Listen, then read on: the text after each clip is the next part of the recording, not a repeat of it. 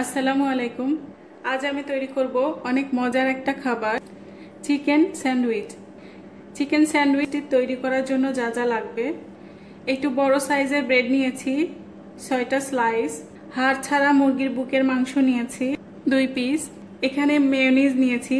এই মেয়োনিজটা হোমমেড, আমি বাসায় তৈরি করেছি। মেয়োনিজ বাসায় খুব সহজেই তৈরি করা যায়। বাসায় খুব সহজেই অল্প উপকরণে কিভাবে মেয়োনিজ তৈরি করতে হয় সেটা আমি অন্য একটি ভিডিওতে দেখিয়েছি। বাসায় মেয়োনিজ বানাতে চাইলে আমার চ্যানেলে ওই ভিডিওটি আপনারা দেখে নেবেন, তাহলে খুব সহজেই পারফেক্ট মেয়োনিজ বাসায় তৈরি করতে পারবেন। আমি এই ভিডিওটির ডিসক্রিপশন বক্সেও ওই ভিডিওটির লিংক দিয়ে দিব, আপনাদের যাদের দরকার আপনারা দেখে নেবেন ভিডিওটি। লাগবে লবণ সামান্য গোলমরিচ গুঁড়া, সামান্য চিনি। প্রথমে আমাকে এই মুরগির মাংসগুলো শুধুমাত্র লবণ দিয়ে সিদ্ধ করে নিতে হবে। মুরগির মাংস সিদ্ধ করার জন্য চুলায় একটি পাত্রে আমি 3 কাপ পানি নিয়েছি। এখন আমি আধা চা চামচ লবণ দিয়ে দিচ্ছি।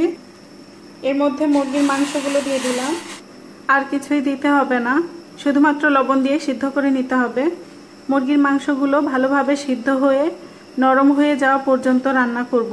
তারপর এই পানি থেকে তুলে মাংসটা পানি ঝরিয়ে ঝোড়া করে নিব। আর মাংস সিদ্ধ করার এই পানিটাকে চিকেন স্টক বলে। এই পানিটা আমরা ফেলে দিব না, এই স্টকটা আমরা রেখে দিব, পরে চিকেন স্যুপ বা চিকেন ভেজিটেবল রান্নায় ব্যবহার করব। যখন মুরগির মাংসগুলো চাপ দিলে এভাবে ছিঁড়ে ছিঁড়ে আসবে, তখন বোঝা যাবে মুরগির মাংস সিদ্ধ হয়ে গেছে। আপনারা চাইলে তাড়াতাড়ি সিদ্ধ করার জন্য মুরগির মাংসগুলো ছোট ছোট টুকরা করেও দিতে পারেন। মাংস সিদ্ধ হয়ে গেছে। মুরগির মাংসটা সিদ্ধ করার পরে পানি ঝরিয়ে নিয়ে আমি এটা ঝুড়া করে নিয়েছি। এভাবে ভালোভাবে ঝুড়া করে নেবেন, তাহলে ভালো হবে। স্যান্ডউইচ বানানোর জন্য ব্রেডগুলো একটু বড় নিলে ভালো হয়। প্রথমে ব্রেডের চারপাশে এই ব্রাউন অংশগুলো কেটে বাদ দিতে হবে। চারপাশ থেকে এগুলো কেটে বাদ না দিলেও কোনো সমস্যা নেই, তবে কেটে বাদ দিলে দেখতে ভালো লাগে। এভাবে ফেসে ফেসে কাটতে হবে, এভাবে ঘুরিয়ে নিয়ে এভাবে কাটতে হবে। সবগুলো ব্রেড সুন্দর করে কাটা হয়ে গেছে। এখন আমি স্যান্ডউইচের মিশ্রণ তৈরি করব। এই সিদ্ধ করা মুরগির মাংসের ঝোড়ার মধ্যে প্রথমে আমি চিনি দিয়ে দিচ্ছি, আধা চা চামচ, লবণ সামান্য, গোলমরিচ গুঁড়া দিয়ে দিচ্ছি সামান্য। দেখুন বাসায় বানানো মেয়োনিজটা আমার কত চমৎকার হয়েছে। মেয়োনিজটা আপনার পছন্দ মতো দেবেন, যত বেশি দেবেন তত বেশি ক্রিমি টেক্সচার আসবে। আমি বাসায় বানানো মেয়োনিজ দিয়ে স্যান্ডউইচ বানাচ্ছি। মিশ্রণটা তৈরি হয়ে গেছে, এখন আমি স্যান্ডউইচ বানাবো। প্রথমে একটা স্লাইস নিয়ে এর উপরে এই মিশ্রণটা দিতে হবে, ভালোভাবে চারিদিকে ছড়িয়ে দিতে হবে।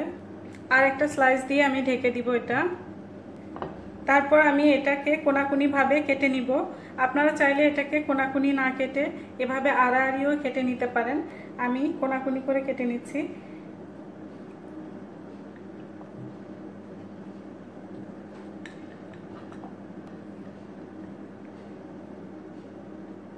দেখুন কত চমৎকার হচ্ছে। আরেকটা স্লাইস নিচ্ছি।